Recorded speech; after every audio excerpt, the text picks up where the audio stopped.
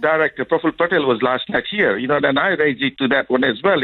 Had I known about this report, I would have raised it as well. Well, next time you see him, Mahendra, I know you will do it because you're a very forthright individual. But Mahendra, thank you for joining us here on the BBC Asia Network. So 21 minutes past 10. Anisha Bhavnani, a young Indian blogger, is on the line from India now. Anisha, good morning from London. Good morning. Actually, good afternoon from India. How are you? I'm very well. Thanks for joining us again, Anisha.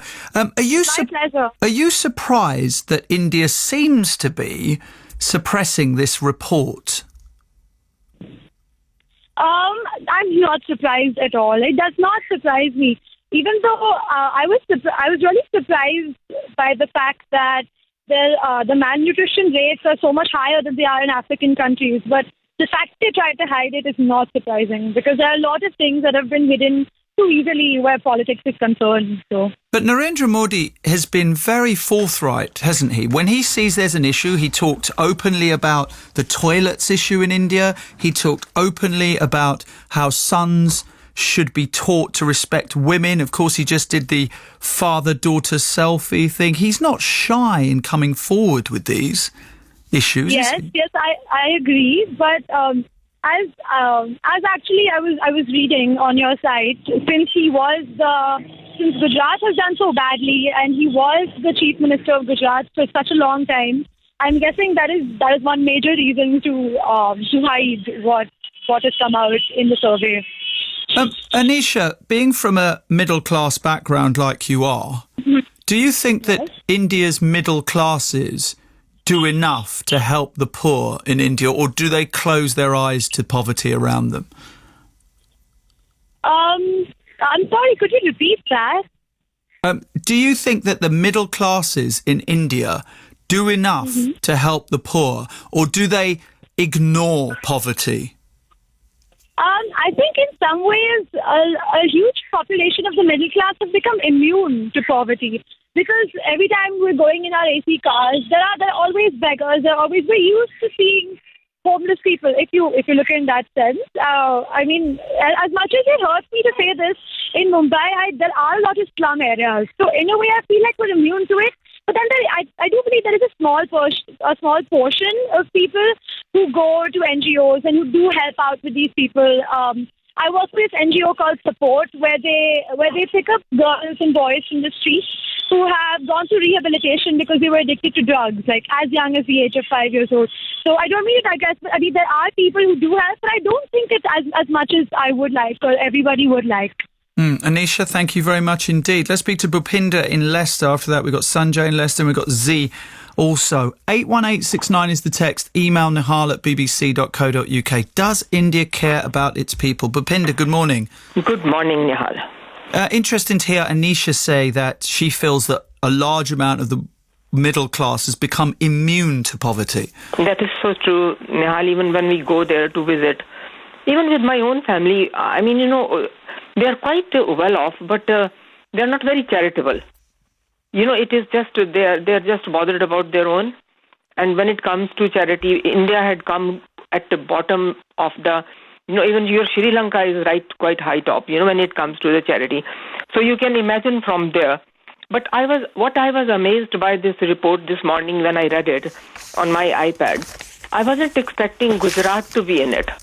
Because, because Narendra Modi was the chief minister for 10 years there. Yes. I was expecting, Gujarat to be a prosperous state, but it was I was quite saddened to read that because, Tamil Nadu, South, they are on the top. They're fine. They're doing extremely well when it comes to literacy and your hospital, your health and all those issues. Maharashtra is okay. Punjab is falling behind, but that is the politician there. But it was very sad, especially 1% of health and the attitude. Public health, yes. Yeah. I mean, it's a large population. It's a big problem. I can understand that. I cannot expect, miracles from Modi. But the way he had started to go, it is right then from bottom to top. He's going top to bottom. I am not quite happy the way he is going. Because, simple example. They had this yoga thingy. They done that. Now, I wanted to know what was the cost of that. Could India afford to put such a big display where there are about 300,000 farmers have committed suicide because they can't pay the loan? Start taking from these small problems. Law and order is not there. The conscious for the, like lady said, that is not there because, some of the ministers' homes are with the air conditioning and the lawns are watered, and yet people don't have a drink of water. So, the problem should be starting from bottom to top rather than going, okay, they said cleanliness, they should be there. Photo opportunity came, pictures were taken, everybody is forgotten. Do you know what, though? What's really interesting, I'm looking at some figures which go back to December 2013. It's from the Charities Aid Foundation, and it makes for very positive reading for India. More people donated money to charity in India than anywhere else in the world. Now, this is, of course, going back to 2013, the end of 2013, with over 244 million people having donated. Pakistan also, top 10 most donated people in the world. Also, as well, India's volunteering, for instance. People volunteering in India increased from 10 to 18%. Now, more people in India volunteer than in the United States. About nearly 160 million people volunteering in a typical month in India.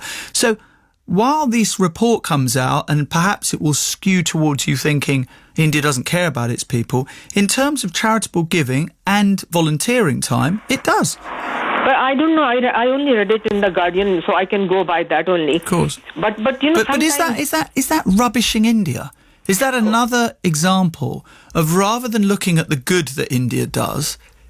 Maybe, I do not know. Sometimes these organizations have this agenda, they can do it. But sometimes it is, you can see it with your own eyes, what is happening there. You don't have to read these reports. You see something what was 10 years there, it is still there. And, partly, Nihal, what is happening is there is no respect of law and order. For instance, take China. Okay, there is a communist country there. But, the health and literacy and the law is much, much higher there. All these 3-4 things. If these things are put into perspective, the rest will follow. But, then everybody have to respect the law, not just poor people or who are not well-to-do. All right, Bhupinder, thank you very much indeed. Nice to speak to you. Z is on the line. Hello, Z. Hi, Nihal. Do you think India is the... It doesn't I sent the email, didn't I? Yeah, I sent the email in. It just puzzles me that I've been to India, I've been to Gujarat, and there's a lot of progress there. They're building highways, they've got hotels, they've got big buildings. But the welfare hospitals, the ordinary people, the public health hospitals, it's disgusting. They're dirty, they're full of disease. If India wants to be seen as a major player on the world stage, and they do, don't they? Because Narendra Modi's been on his world tour since he became Prime Minister. What message is that sending out? Maybe they are relying on charity from across the world. Every year in Ramzan, people come from India, asking for money from the zakat that we give, from what we hold from our assets. And every year it's the same story. There's widows and orphans that need homes. There's people that are still living in mud houses that haven't got roofs. What in this day and age, in 2015, are people still living like that in a country that is sending missions to outer space? Something doesn't add up. And let me tell you, maybe they have got they've got the infrastructure, that obviously they're building up to the infrastructure, they've got the tax in place, but there's a lot of corruption. These ministers who have Swiss bank accounts, not only are their lawns watered and they've got AC cars and AC houses, they go on foreign holidays, all the kids study abroad. Where are they getting the money from? It's corrupt. The whole system is corrupt. From right from the top right to the bottom, everybody's in. You want a piece of paper signing, give us 100 rupees. You want this pushing through, give us 200 rupees. You want this cake cook. But that's because of poverty, isn't it? Nobody. I guess. Actually, saying that right at the top, a lot of the richest people are involved in it as well. But in terms of just on the base level, behind, don't they? Yeah, but then the poor get left behind. Because, again, it's like a two-tier system. We see it here. If you're in the NHS, if you want an operation, if you can afford to go private, you'll get bumped up. You'll get bumped up. Even in this country, I know we're very fortunate to have the NHS, but it's slipped an awful lot. It slipped an awful lot. And we're going to be, if we don't watch out, that's what's going to happen to this country.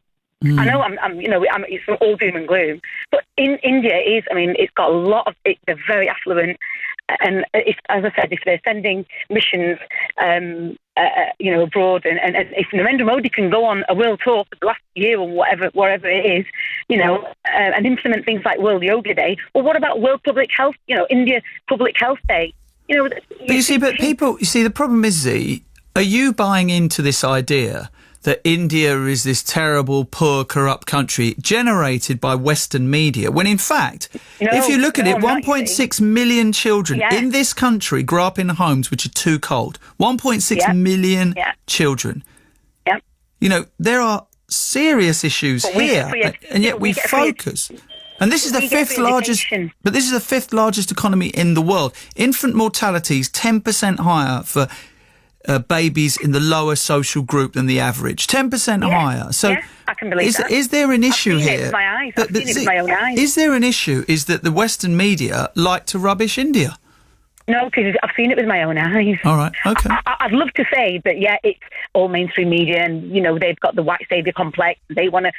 But I've seen it with my own eyes. My dad, when he was alive, and he used to go to India every year, in the latter stages of his life, when he needed dialysis, he used to have to travel from his home, from his ancestral home, 2 hours a day there and 2 hours back just to go on dialysis. So that's 3 times a week. That was 3 days a week out of his holiday. Just for that, because the local hospital that they had in our district in Gujarat was, he contracted hepatitis A or B or whichever. He contracted hepatitis from the disgusting, from the dirty, and he had to travel all that way. And now, in his memory, what we do is we try and donate as much money as we can to bring that hospital to standard. In this day and age, this is dialysis. It's a normal, it's a normal thing now in abbreviation, in brackets. So it's a normal thing now, isn't it? Dialysis. Okay. Lots of people have kidney disease, but it's disgusting. I've seen it with my own eyes. When you see the slums in Bombay, there's nothing prepares you for how people live. It's just not right. Okay, see, we've got to move on, but thank you very much. Always good to talk to you. On the email, Garima said, no, at least not like the government does in Western countries. Indian government is just too stuck in its own revenue-making, corruption and dirty politics. Of course, the people of the country also have to be aware enough to demand care, which unfortunately is not the case for a vast majority of Indians living in India. In short, people are unaware, and this fact is exploited by the government. It is a vicious circle that ends up bringing India in the news almost always for the wrong reasons. But is that fair? I read out some statistics about India's ability to give charitably, the amount of time Indians volunteer. Have you ever heard those statistics trumpeted by the British press before? Probably not. More people in India volunteer than in America. Nearly 160 million Indians every month volunteer in some capacity. So, in terms of giving money, more people donated money to charity in India than anywhere in the world. Nearly 250 million people donate to charity in India. Why do those stories not get through? And yet, the stories do get through about the Indian government trying to suppress a report into child nutrition. Do you think the Western media has got it in for India? 81869 is the text. Email nihal@bbc.co.uk. Or do you think the Western media is fully justified in saying to India, you are spending 1% of your GDP on public health? That is compared to countries such as Portugal, hardly an economic powerhouse, who spend nearly 6% of their GDP on public health. Italy, again, you'd hardly put Italy up there as a country to be proud of economically.